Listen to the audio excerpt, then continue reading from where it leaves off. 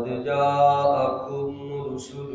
من قبلي بالبينات وبالذي قلتم فلم قتلتموهم إن كنتم صادقين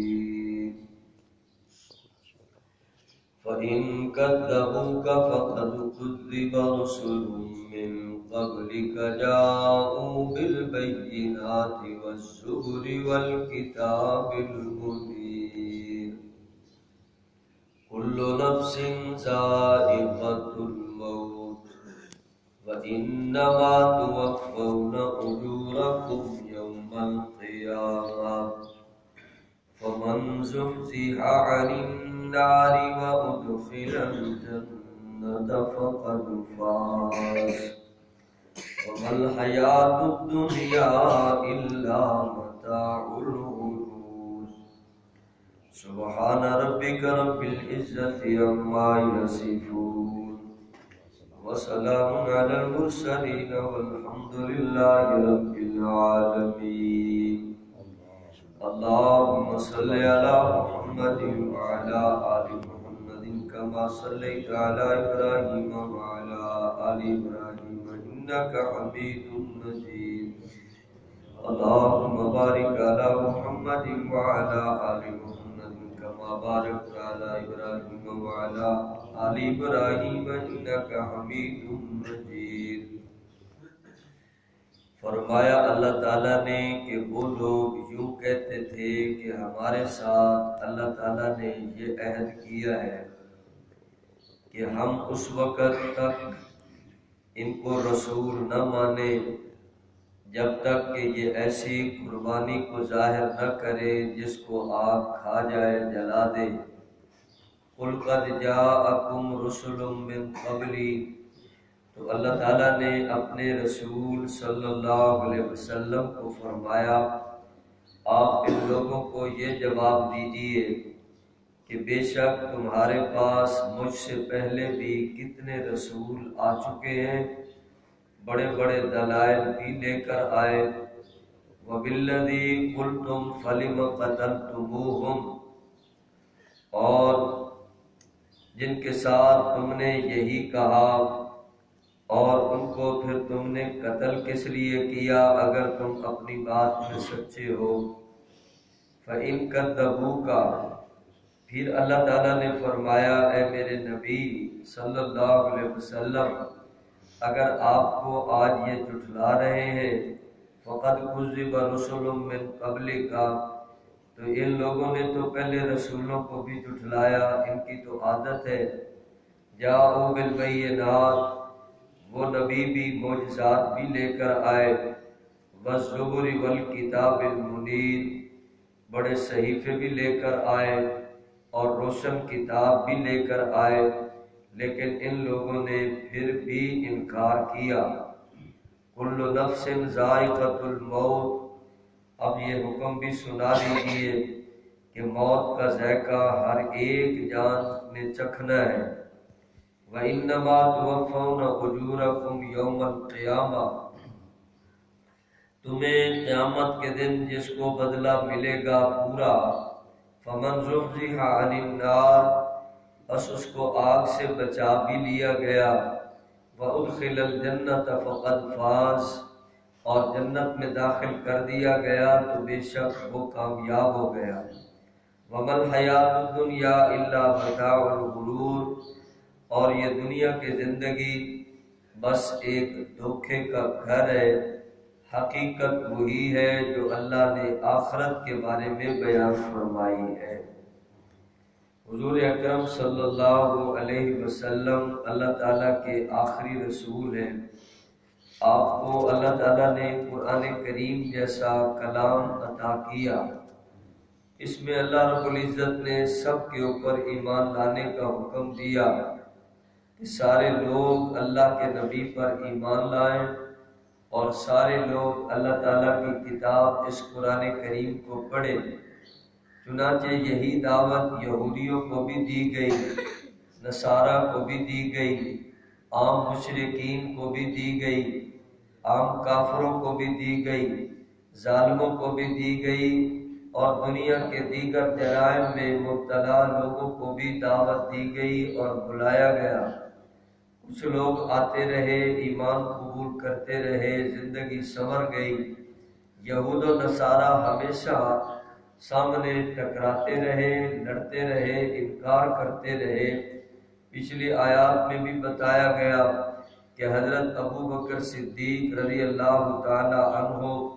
دعوت دے رہے تھے کہ ان کے ساتھ بھی یہودیوں نے بڑی بدتمیزی کی اور ایسا معاملہ کیا۔ اب یہاں بھی اللہ تعالیٰ نے انہی لوگوں کی باتیں بتائی ہیں کہ حضور علیہ السلام کی نبوت کو ماننے کی بجائے نت نئے مطالبات، روزانہ آنے والے وقت میں نئی نئی باتیں کرتے۔ اب انہوں نے ایک بات یہ بھی کر دی کہ ہم آپ کی بات اس وقت مانیں گے جبکہ آپ کی قربانیوں کو، آپ کے صدقات کو اسی طرح آگ جلا دے۔ پہلے چونکہ یہی ہوتا تھا کہ پہلے نبیوں کی شریعت میں جس کا بھی صدقہ خیرات کوئی ہوتا پہاڑ پہ یا میدان میں رکھ دیا جاتا، کوئی ایسی آگ آتی اور وہ آگ اس کو جلا دیتی، گویا کھا جاتی، صدقہ بھی قربانی بھی۔ یہ سارے نبیوں کے ساتھ ایسا سلسلہ اکثر کے ساتھ چلتا رہا۔ حضور اکرم صلی اللہ علیہ وسلم کی شریعت میں اب یہ سلسلہ ایسا نہیں۔ حضرت عیسیٰ علیہ السلام کی شریعت میں بھی جلایا تو نہ گیا، حضور صلی اللہ علیہ وسلم کی شریعت میں تو اس مال غنیمت کو حلال بھی کیا گیا اور اس کو جلنے سے بھی محفوظ کیا گیا۔ آج صدقات، زکوٰۃ یا قربانی کو جلایا نہیں جاتا بلکہ امت محمدیہ کو کھلایا جاتا ہے۔ اللہ تعالیٰ کا قانون یہی ہے، لیکن ان لوگوں نے، یہودیوں نے پھر اس پر بھی اعتراض کیا کہ اب جلایا کیوں نہیں جا رہا، آپ نبی ہیں تو آپ ایسا کر کے دکھا دیں۔ چنانچہ حضور اکرم صلی اللہ علیہ وسلم نے فرمایا اور اللہ کے حکم سے، اللہ تعالیٰ کے کہنے سے ان لوگوں کو جواب دیا کہ پہلے رسول آئے، وہ اور دلائل بھی لائے تھے اور یہ بھی ان کے پاس معجزہ تھا،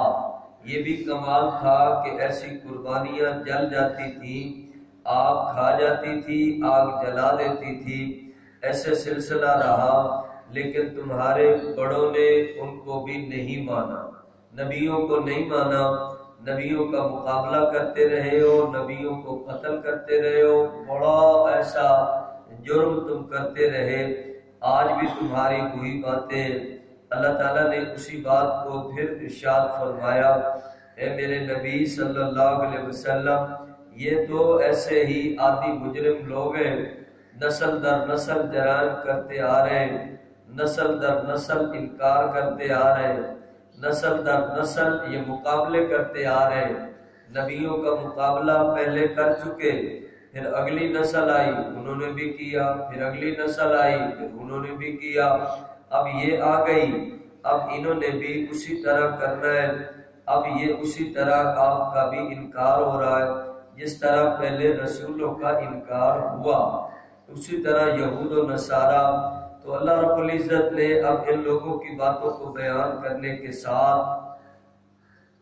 یہ بھی ارشاد فرمایا،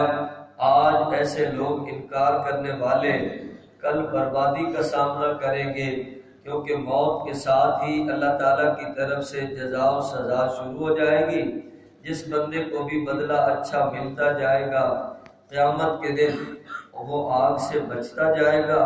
اور جنت میں داخل ہوتا جائے گا۔ جائیں گے اسی طرح سلسلہ اللہ تعالیٰ بنائیں گے۔ اللہ رب العزت نے بیان فرما دیا، کل نفس ذائقۃ الموت، موت کا ذائقہ تو سب نے چکھنا ہے، آخر تم کب تک مقابلہ کرو گے؟ تو اس طرح اللہ رب العزت نے فرمایا پھر اجر بھی ملے گا، پھر لوگوں کو بچایا بھی جائے گا، جنت میں بھی بھیجا جائے گا۔ بس دنیا کی زندگی کا دھوکہ ہے، یہود و نصارہ کو بہت زیادہ دھوکہ لگا ہوا ہے، یہ انکار بھی کرتے آ رہے ہیں اور نبیوں کا مقابلہ بھی کرتے آ رہے ہیں۔ اسی عادت کے مطابق ان کا خاندانی ایک وہ سلسلہ جاری ہے، عادت چلائے پھرتے آخر میں اللہ کے نبی کا بھی انہوں نے حضور اکرم صلی اللہ علیہ وسلم کا بھی مقابلہ کیا، تو نبی رحمت صلی اللہ علیہ وسلم نے قرآن کریم کے ذریعے سے اپنی امت کو آگاہ فرما دیا، یہ یہود تمہارے دشمن ہیں، یہ تمہیں اپنے پیچھے چلانا چاہتے ہیں، تم نے ان کے پیچھے نہیں چلنا، تم نے اللہ کا حکم قرآن کریم کو دیکھنا ہے، تم نے نبی رحمت صلی اللہ علیہ وسلم کی شریعت کو دیکھنا ہے۔ حتیٰ کہ فرمایا ان یہود و نصارہ کی مشابہت بھی نہ کرو، یہ ہمیشہ دشمنی کرتے آئے، یہ اللہ کے بھی نافرمان ہیں، دشمن ہیں، حضور اکرم صلی اللہ علیہ وسلم کے بھی دشمن ہیں اور حضور کے صحابہ کے بھی دشمن ہیں۔ اب تمہارے دین کے دشمن وہ تمہارے بھی ہمدرد نہیں ہو سکتے، تم اپنے دین پہ قائم رہو اور ان کے طور طریقوں سے نفرت کرو اور اپنے پاک نبی کی شریعت سے محبت کرو۔ یہ ان لوگوں کے بارے میں اللہ رب العزت نے وضاحت سے بتا دیا، وہ کیسے دشمن لوگ ہیں، وہ کیسے نافرمان لوگ ہیں۔ آج بھی بھلا وہ مسلمانوں کے ساتھ کیسے بھلائی کر سکتے ہیں، آج بھی دشمنی کر رہے ہیں اور مسلمانوں کو نقصان پہنچانے کے لیے ہر طرح پوری کوشش کرتے ہیں۔ تو بہرحال دنیا کی زندگی آخرت کو بنانے کے لیے دی گئی ہے، اب اس کو استعمال کرو، اچھا عمل کرو، اللہ تعالیٰ قیامت کے دن جہنم سے بچائیں گے اور جنت عطا فرمائیں گے، کیونکہ قیامت کا دن تو مقرر ہے، اللہ رب العزت کے علم میں ہے، اللہ جب چاہیں گے اللہ رب العزت اس کے دن کو قائم فرمائیں گے اور قیامت کا دن قائم ہونے والا ہے، پھر دنیا ختم ہو جائے گی، جس کا دھوکہ آج بندے کو لگا ہوا ہے اور اس دھوکے میں بندہ پھنسا ہوا ہے، آخرت کا دھیان نہیں کرتا، آخرت کی تیاری نہیں کرتا، آخرت کی فکر نہیں کرتا، جہنم سے بچنے کی پرواہ نہیں کرتا، آج جنت کا شوق نہیں، جہنم کا خوف نہیں، اور بندہ دنیا کے دھوکے میں لگا ہوا ہے۔ اس لیے ان آیتوں کے آخر میں فرمایا وَمَا الْحَيَاةُ الدُّنْيَا إِلَّا مَتَاعُ الْغُرُورِ، دنیا کی زندگی دھوکے کا گھر ہے،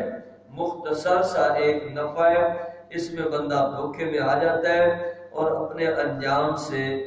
غافل ہو جاتا ہے، اپنے انجام سے انسان بے خبر ہوا اور اس کو بھلا دیا، تیاری کا پھر انسان کو سبق یاد نہیں رہتا۔ تو اللہ رب العزت نے بندوں کو بتایا اپنے دین کے ساتھ وفادار بنو، اللہ کی اور اللہ کے رسول کی پوری عزت احترام قدر کرو اور احکامات کے اوپر عمل کرو، اسی میں نجات اور کامیابی ہے۔ یہود و نصارہ کی نقالی سے بچو، یہود و نصارہ کے پیچھے چلنے سے بچو، تمہارا بہت نقصان ہوگا، ایسے تمہیں برے راستے پر وہ چلا دیں گے۔ اور مسلمان کتنے ایسے ہیں جو ان کے دھوکے میں آج بھی آ جاتے ہیں، دھوکے میں آ جاتے ہیں، کتنے ایسے دنیا میں مسلمان ہیں وہ ان کے دھوکے میں آئے اور اپنے دین کا نقصان کر بیٹھے اور اپنے اعمال کا نقصان کر بیٹھے۔ تو اللہ رب العزت نے ان دشمنوں کی دشمنی بتائی کہ ان لوگوں نے تمہارے رسول کے ساتھ، اللہ فرماتے ہیں کیسی کیسی دشمنی کی ہے، اب تم اس کے خبردار ہو جاؤ اور اپنے دین کے وفادار بن جاؤ، اس میں کامیابی ہے، جہنم سے بچ جاؤ گے، جنت میں داخل ہو جاؤ گے، اور یہ بہت بڑی کامیابی ہے جو اللہ اپنے نبی کے غلاموں کو عطا فرمائے گا۔ اللہ اپنے پیارے دین پر، پاک نبی کی شریعت پر ہی عمل کرتے ہوئے زندگی گزارنے کی ہم سب کو توفیق عطا فرمائے۔ الحمد